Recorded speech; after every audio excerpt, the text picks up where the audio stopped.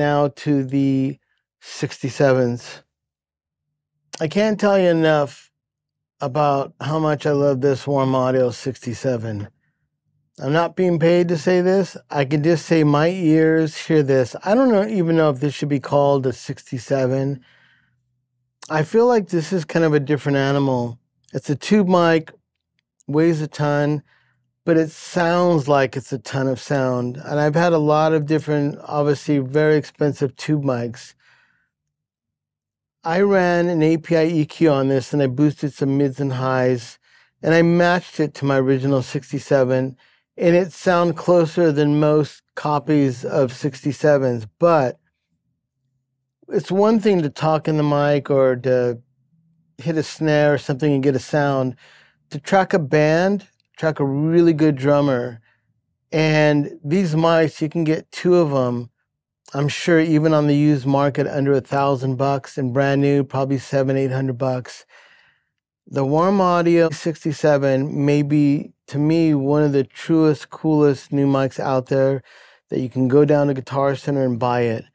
Part of my philosophy about making records is being able to, nowadays, get mics that you don't have to take to a vintage guru to have them recap it, redo it. These are brand new.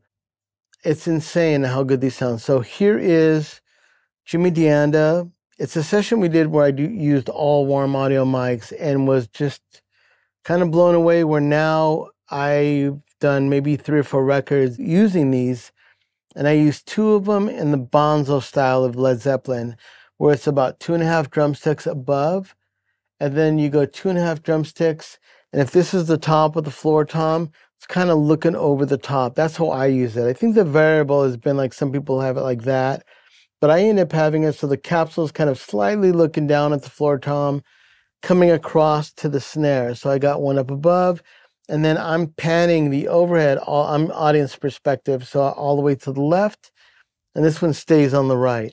Jimmy DeAnda, these are just 2 of the 67 mics.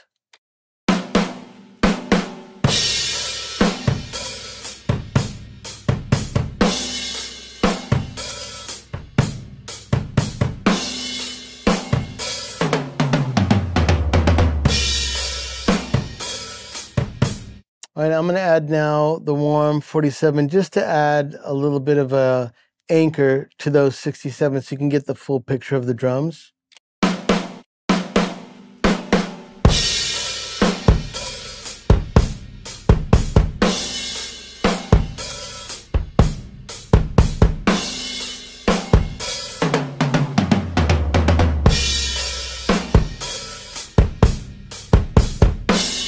Now I'm going to use the whole kit, and this is all Warm Audio mics.